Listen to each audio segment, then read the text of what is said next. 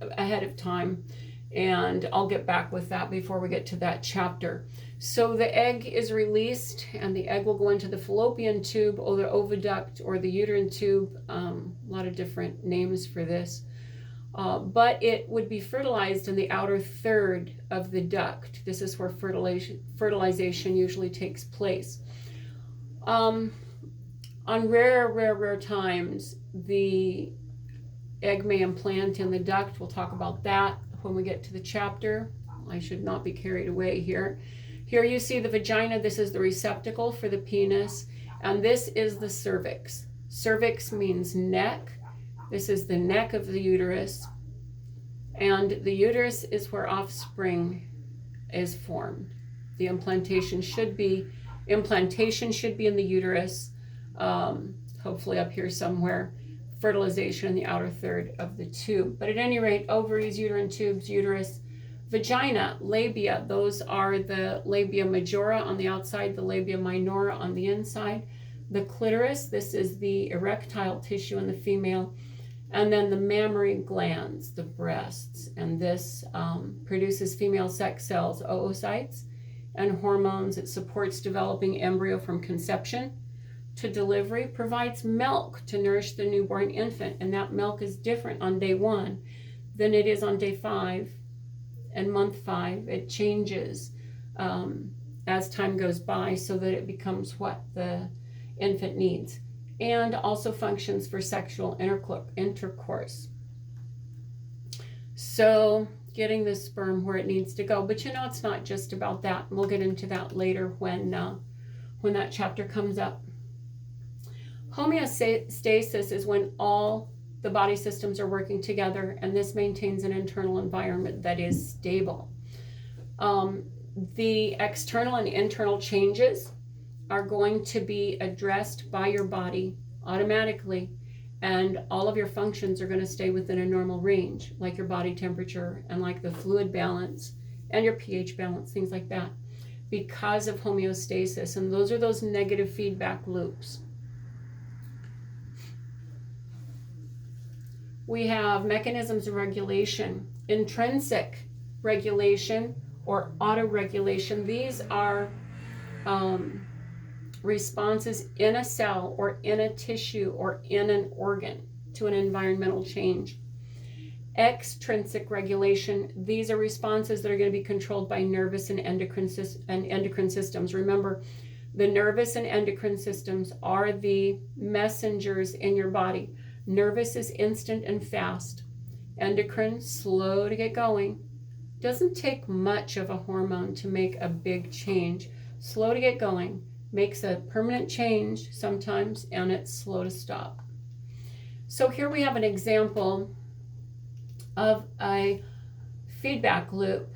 And so we have the thermostat here, and let's go on down one more. We have the thermostat here, which is the control center of this feedback loop. And this thermostat has recognized, oh, something is going on. It sends a command, a message to the effector. From the control center to the effector, the air conditioner turns on, and then that sends a message to the body to change, or the air conditioner to make the change. The air conditioner turns on, and it's made the change to bring us to homeostasis. And at the point of homeostasis, then the receptor says, it's okay, or it needs a different change. Control center, effector, and receptor. And this is to keep us in homeostasis. And here's a good example where we have a set point. This is where we want whatever system to stay at. And these are the normal ranges. This is where we consider it to be normal. And this can go for all the systems in the body. So when we get close to outside of normal, then this system starts and the changes happen to bring us back to normal. So negative feedback will take us directly back to normal. Keeps the normal range, keeps us in this normal range, brought back to homeostasis. So that's negative feedback. It's a very positive thing. So this can become quite confusing. Negative brings us back to normal or to homeostasis. The opposite is positive feedback. Positive feedback is when the response of the effector increases the change of the stimulus. So we're going away from homeostasis, the normal range is lost, and your body's using that to speed up a process. This could be increasing contractions in labor, speeding up the process.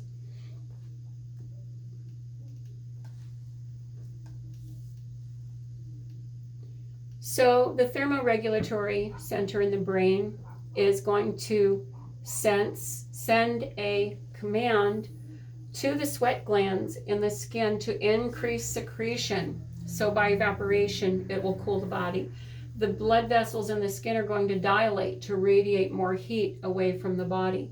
So then we come back down to normal body temperature.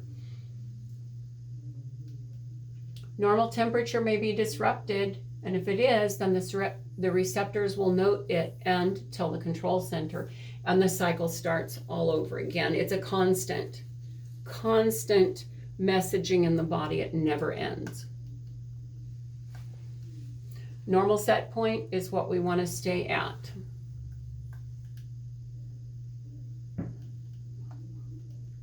Positive feedback, this is similar to the example that I gave you with labor, with the contractions starting and getting stronger and stronger and stronger. So here we have chemicals causing change, and it's an example of a positive feedback loop you can review later. Homeostasis is a state of equilibrium. Opposing forces are imbalanced, so we call it dynamic equilibrium. This is going to be continual all the time adaptation that the body is in to keep that what we call homeostasis. We want to keep in balance. If the body fails to keep us in balance, we will have disease or death. This is a good table to review. Anatomical terminology: superficial anatomy, near the surface. Anatomical landmarks, these are references to palpable structures. Palpable, I can palpate it, I can touch it, I can feel it. Anatomical position, hands at the sides, palms forward. Okay, and this is standing. Hands at the sides, face forward, feet forward, palms forward. And your feet are slightly apart is fine. And it's good for you to stand up and do that right now. Supine, laying down, face up. This is laying where you could hold a bowl of soup. You're on your back, face up, supine. Prone is, well, maybe I'm prone to fall on my face. If I'm prone to fall on my face, I lay down, face down, I'm in prone position. Anatomical regions, we have the abdominopelvic quadrants and the abdominopelvic regions. The quadrants, of course, are four separate quadrants that meet at the umbilicus, and we should have that coming up. We'll get it. And then the regions, there are 9 regions, and we'll go through those 9 different regions. The anatomical directions are based on anatomical position. So this gentleman is standing in anatomical position. Anatomical position. And you can go through these. Remember, posterior is in the back, anterior is in the front. Cephalic or head, cervical or neck, acromial, shoulder, dorsal, back. This is the posterior view, the back view. Olecranon or back of elbow. posterior, in the back. You have 3 different sets of glutes. All right, right upper quadrant, and this is right to the client, not right to the healthcare provider. Left upper quadrant, right lower quadrant, left lower quadrant. So you'll want to sketch this and sketch the organs that go in the various quadrants. That's pretty straightforward with the intersection right at the umbilicus. You want to remember the abbreviations for those. Here we have the regions. Epi means above or covering. So epi is above, gastric, above the stomach, epigastric. Umbilical region, this is right, the one that includes the umbilicus. Hypo is below, beneath. This is hypogastric, below the stomach. This is the pubic region. Right hypochondriac region, I did not know why it's called that. Left hypochondriac region, you just want to remember that. Left is the client's left. Left lumbar, about where the lumbar region is. Right lumbar. Right inguinal region, left inguinal region. You want to remember these where they are. So the quadrant that the liver's in predominantly would be right upper quadrant.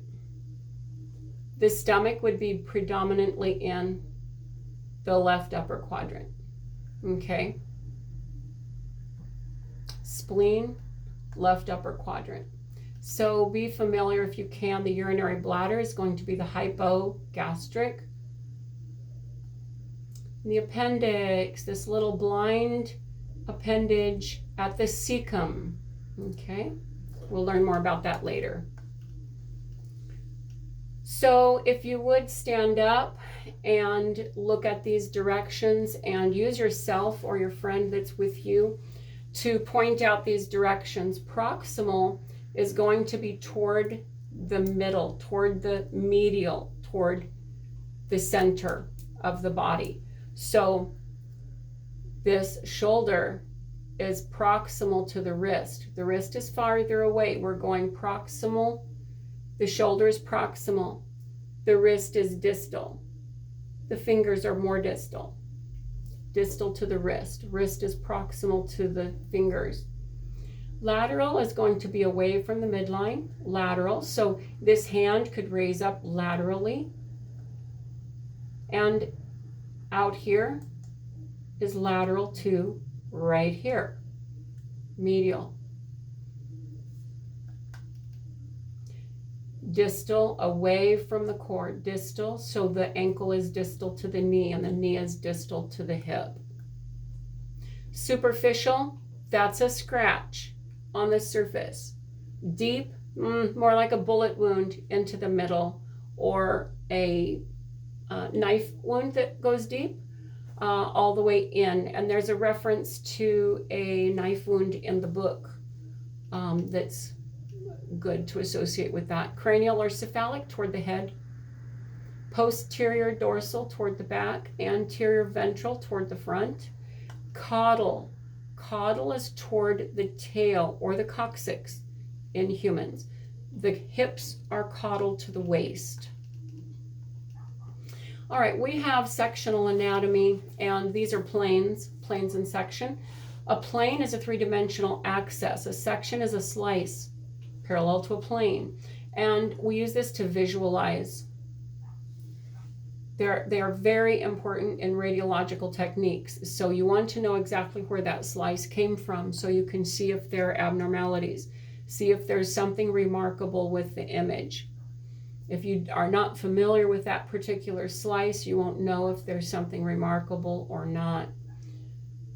So MRIs, PET scans, and CT scans all rely on these anatomical terms, these planes. You can look up Dr. Gunter on YouTube, and Dr. Gunter has Parkinson's disease now, but his dissections are still available, and he's done a lot of cutting of cadavers that you can see, and you can see these slices particularly, and also mid-sagittal cuts, things like that. Dr. Gunter. Okay, so here we're going to see some planes. We see this blue one is a mid-sagittal plane. So this is a plane perpendicular straight through the body, straight through the body. And since it's right there in the middle of the nose, this is a it's in the middle, mid-sagittal up and down plane. If this glass plane was moved to the right or to the right or to the left, it would be called a parasagittal, a sagittal plane beside the mid-sagittal plane. Here we see one transverse. So this is a transverse right to left plane. And here you can see a transverse slice here. The purple is the frontal plane. Sometimes it's called the coronal plane, or it's called also the frontal plane, and two names for the same. And that's what we're going to find all the way through anatomy, is there may be 2 or 3 different names. And over the years, some names have dropped, and that's made it a little bit more simple, but we still don't have it all unified completely yet. Essential functions of body cavities. We have the pleural cavity, and anything pleural has to do with the lungs. Pleural has to do with the lungs. The pericardial cavity, this is going to be over on the left side in the thoracic cavity where the pleural cavities are. And it's in the pericardial sac, and it's on the left side.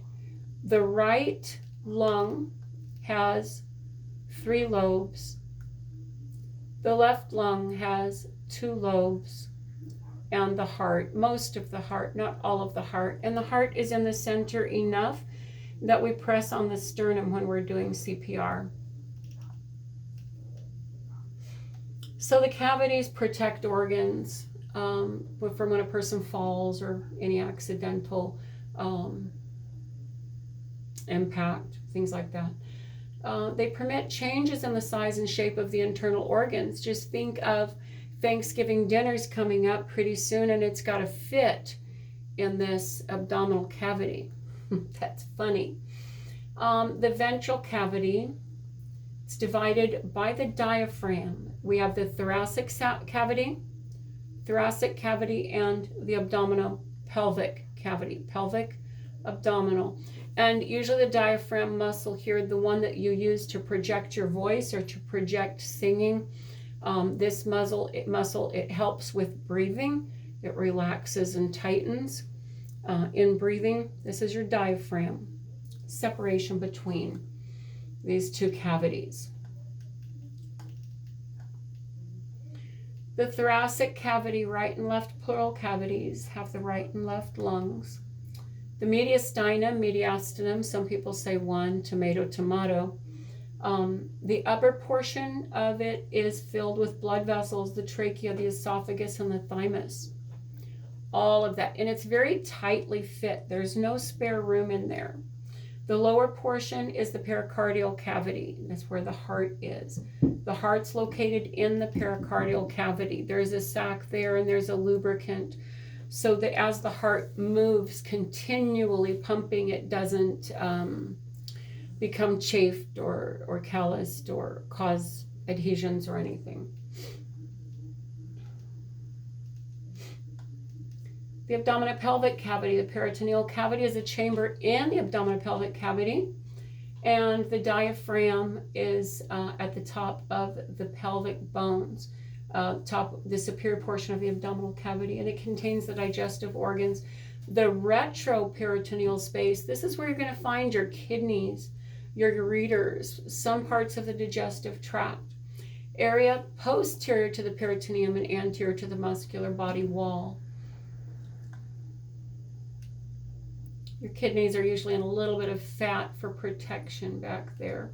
The pelvic cavity is the inferior portion. This is inside the pelvic bones, and this is where the reproductive organs, the rectum, and the bladder are. All right, press pause and take a break anytime. Serous membranes, these line the body cavities. They cover the organs. And we have a parietal layer on the parameter, parietal on the parameter, and we have the visceral layer right on the organ, right next to the organ. So if you've ever heard of visceral fat on the heart being dangerous, it's going to be right there, sticking on the heart, the visceral. And parietal on the parameter of the area, the whole area that the organs are in, whichever area it is. There is a pericardial cavity here. This has got a little bit of lubricant in it.